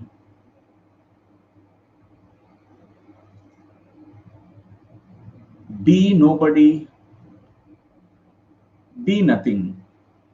Nothing to do, nowhere to go, no ambitions, no expectations, no worries, no regrets, no guilt, no shame, no fear, no thoughts at all, no mind at all, no ego tricks, no ego.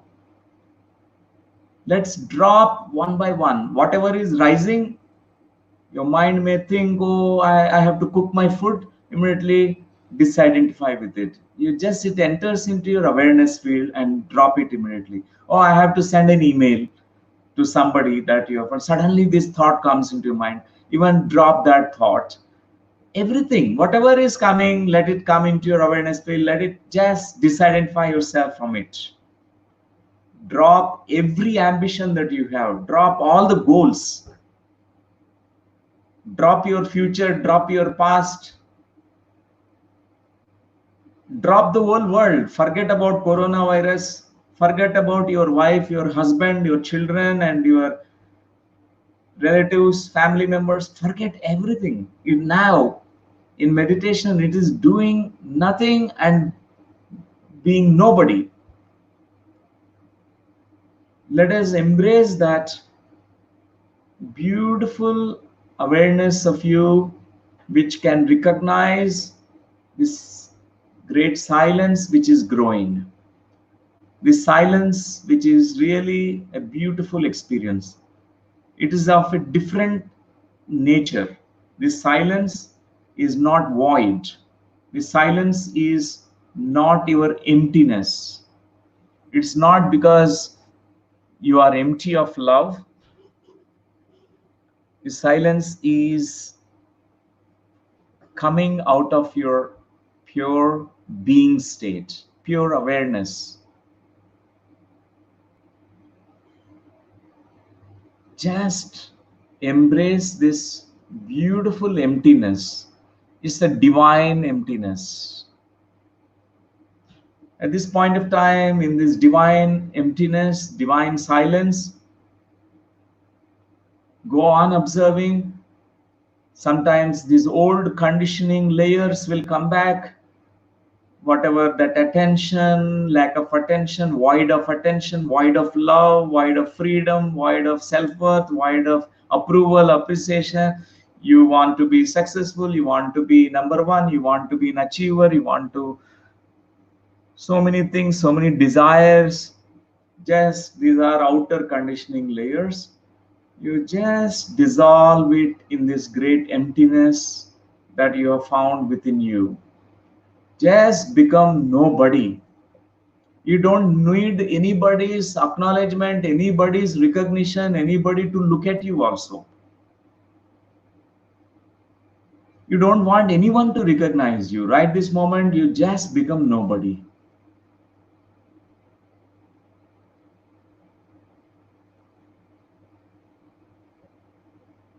Embrace now this great silence that is coming. This is the golden silence.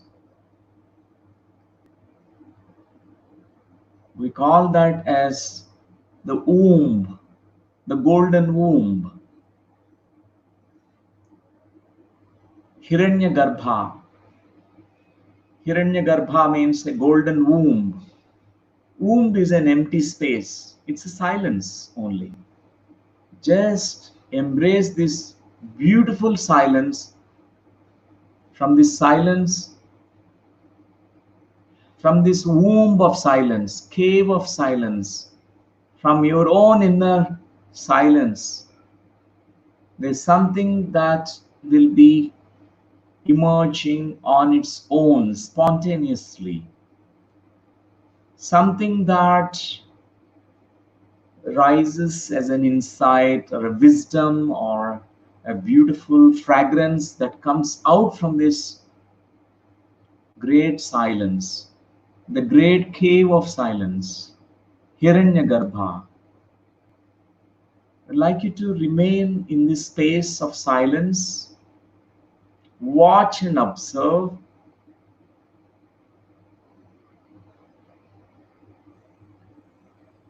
And your awareness can expand beyond. Your consciousness is non-linear and non-local. Know that you are vast and expansive being.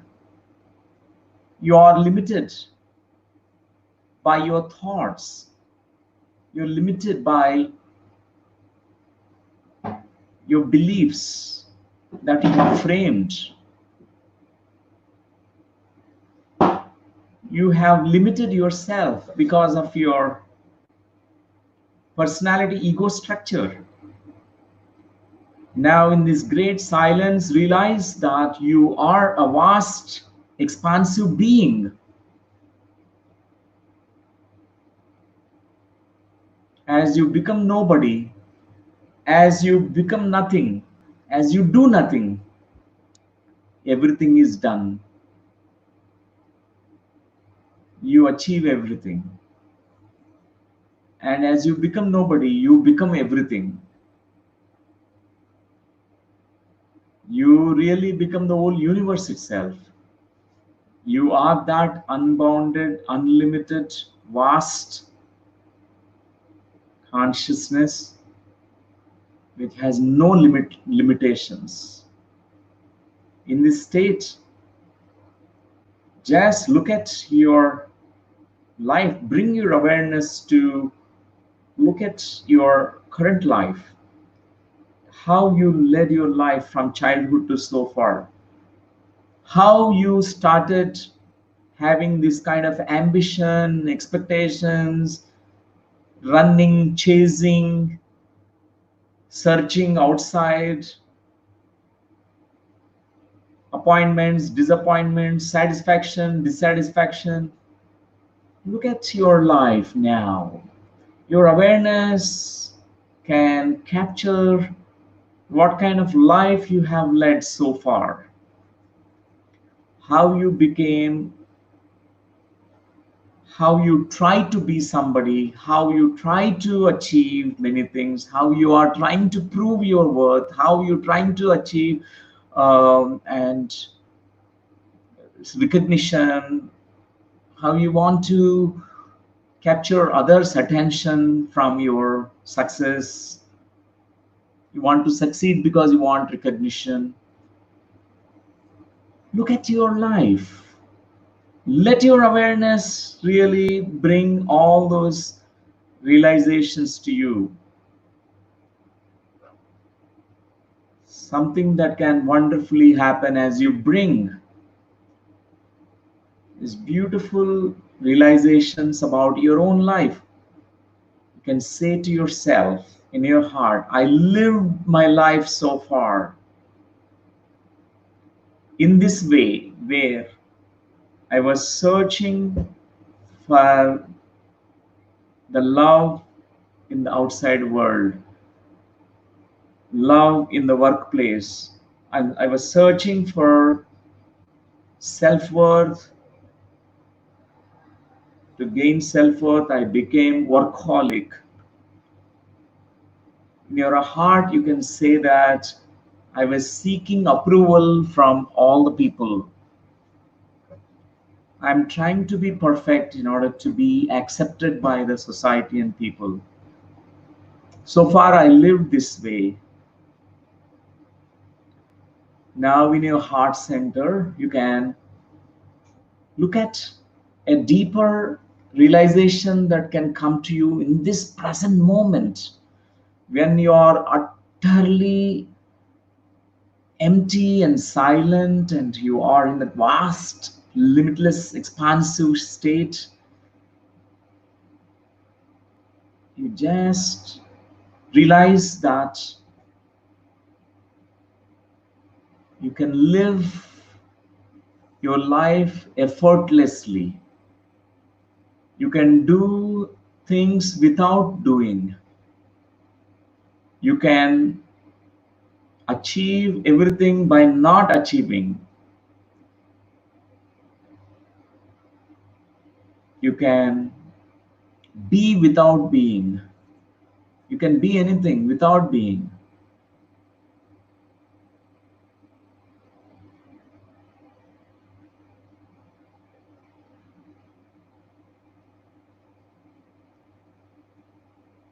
Just say to yourself, because I am already that which I am searching for.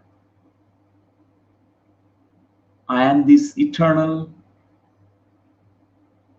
speck of ECW, energy, consciousness, wisdom.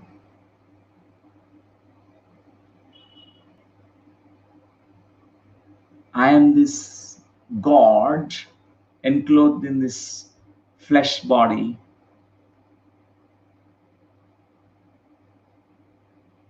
I am letting go now of all the old layers of my conditioning. And see yourself that all the dark clouds completely dispersing, completely gone. There's a beautiful sunshine from within you, the radiance coming from within you. 2 more minutes, my dear friends. The last 2 minutes. Give all the attention to the deeper realizations that you can get now.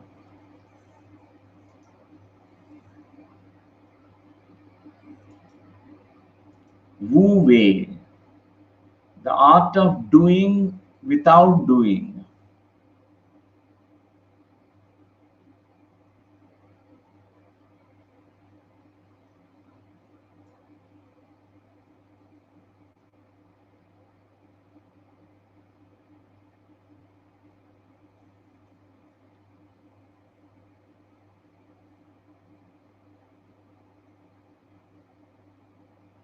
Last 1 minute, my dear friends.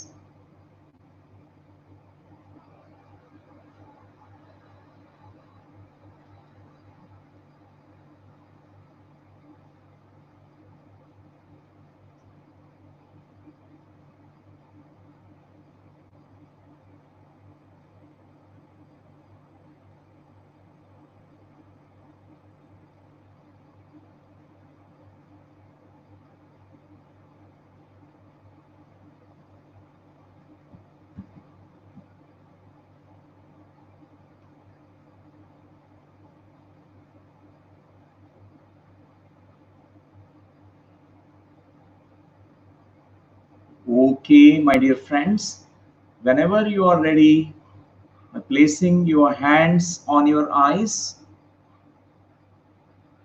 touching your eyelids, and you can slowly and slowly open your eyes and come into a waking state of consciousness. You can slowly open your eyes. Wonderful friends, warm welcome to you. And there are a few friends who started sharing. Dr. Jayesh Shah from Mumbai. Dr. Jayesh Shahji, thank you for your presence. Great insight in this concept of mind, relationship, ego, and talk fasting. These are practical and instantly transforming tools. Immediately, love starts flowing just thinking of these tools. Wonderful, wonderful. Thank you. Gratitude to you. And here, Master Smita Vankadeji from Nashik saying that to stop being people pleaser, it made me increase my self-esteem. Thank you. Yes, these are very simple tools. When we really realize about that, and suddenly there is a shift, we really go to the very essence in us that is present in us. Thank you, Smita ji. And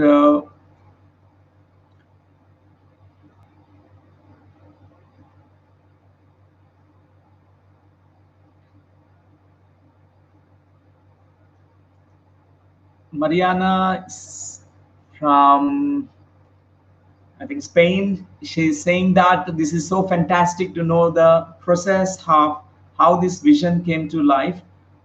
And I wonder and look forward to see how different life can be if having a QLU in everyone's life, especially since little kids. Yes, that's true, Mariana ji. Thank you for, because at very younger age, the seeds of wisdom need to be sown.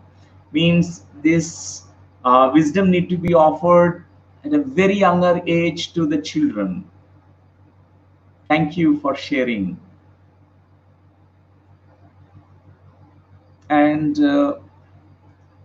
One more feedback. I was always a doer. Lataji was saying this. Now I feel so happy to see the new way of approach. Yes, yes, Lataji, a new way of approach is doing without doing. At this point of time, I can tell you about this, which can really help you. There are three types of work. We need to work, definitely. One is called hard work. When we believe that I need to find my self-worth through my work, my love and appreciation, recognition from the work, we exert so much pressure. We do a lot of hard work. We get so tired and exhausted.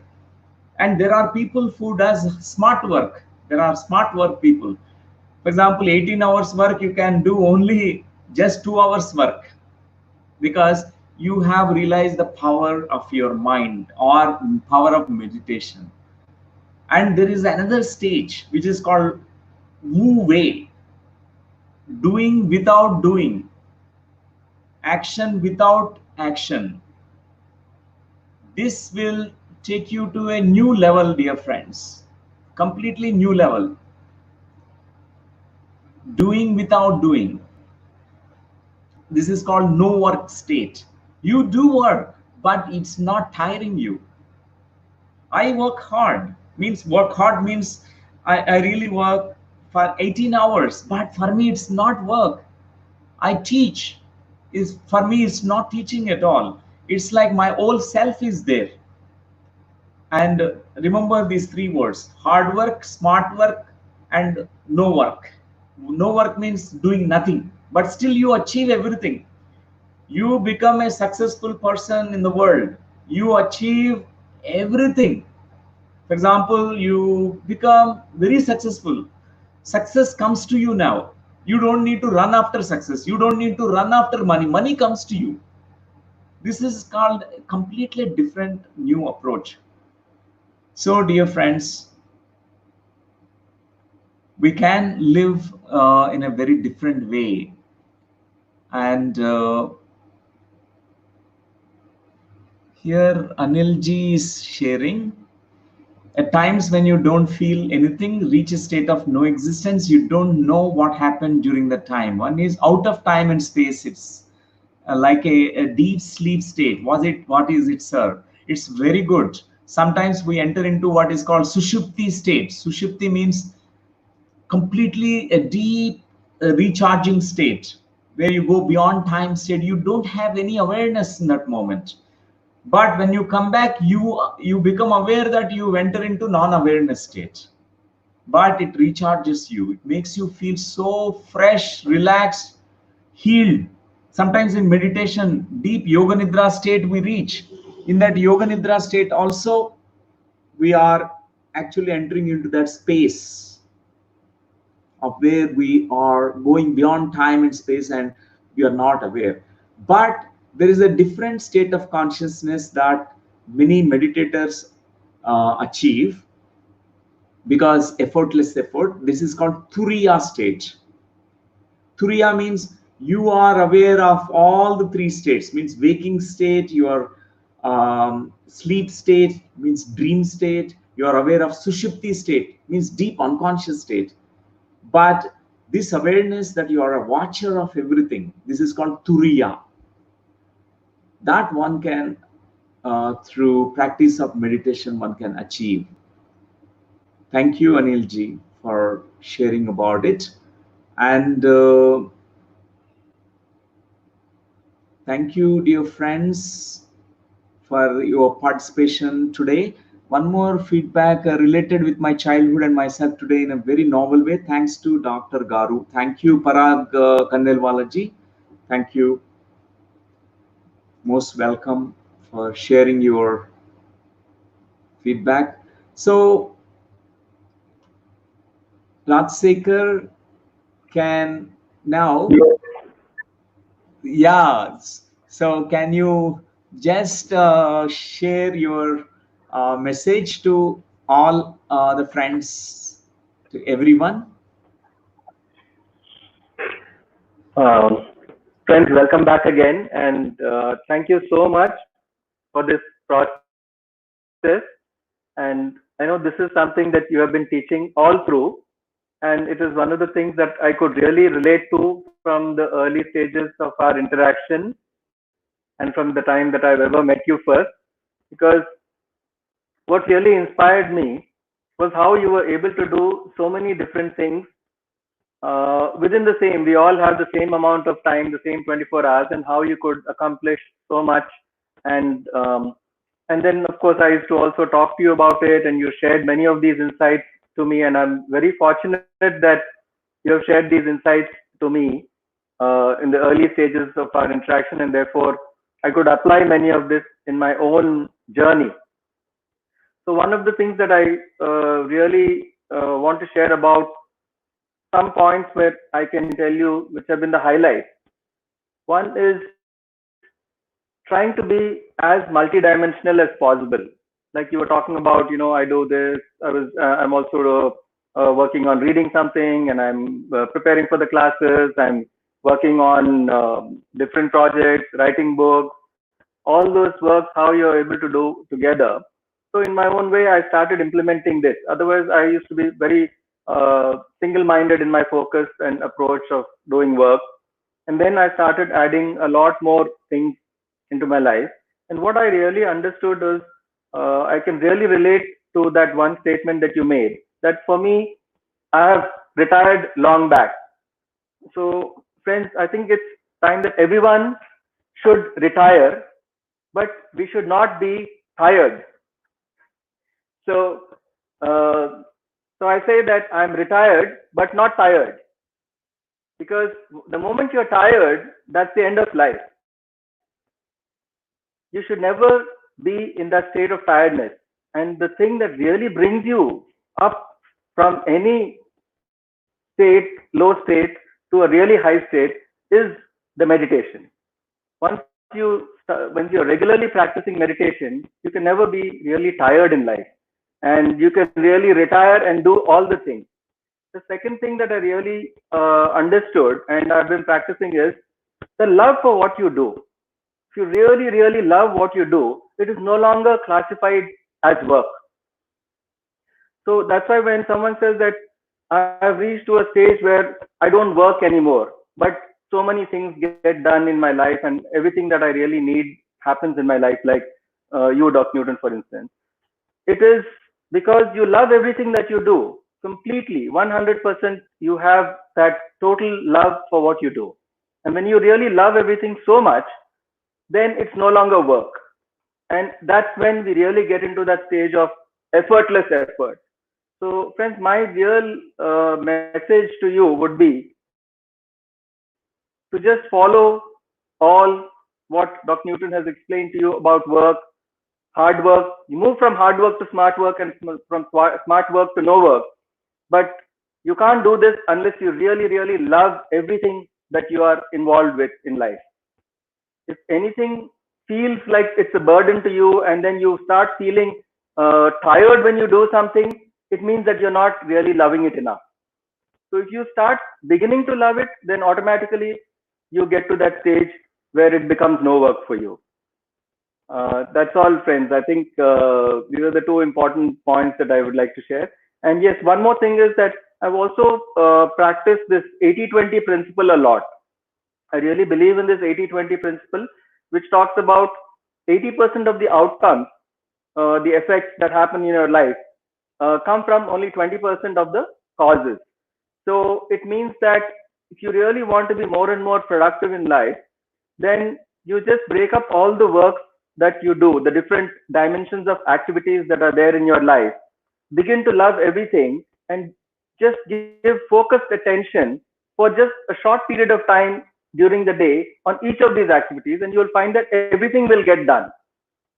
And the overall thing will get done in the fashion that we have been listening to Dr. Newton the whole day, this whole evening, and it's about effortless effort. With total effortless effort, everything will get done.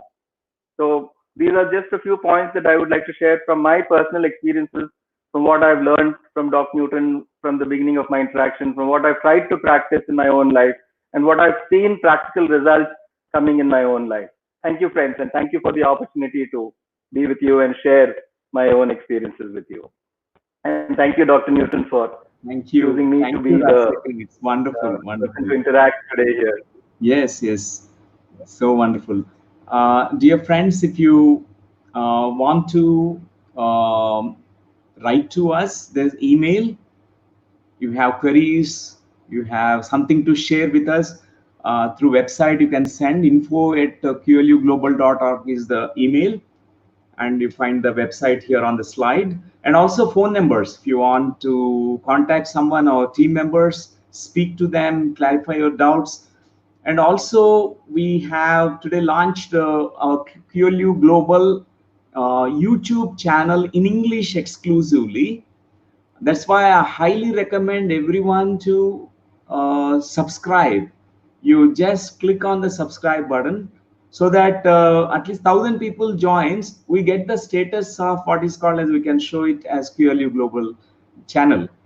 So because we want exclusive English language channel, so that there will not be much confusion about it. Please subscribe for our YouTube channel. Now, right now, many Facebook viewers and also from YouTube, QLU Global, and also from PMC Global, PMC channel also, the many from North India, they're watching, from abroad, from many people from Canada, from Spain, and many of our friends are watching. Please, all of you, click on the subscribe button, and we'll meet again soon, day after tomorrow, with another topic.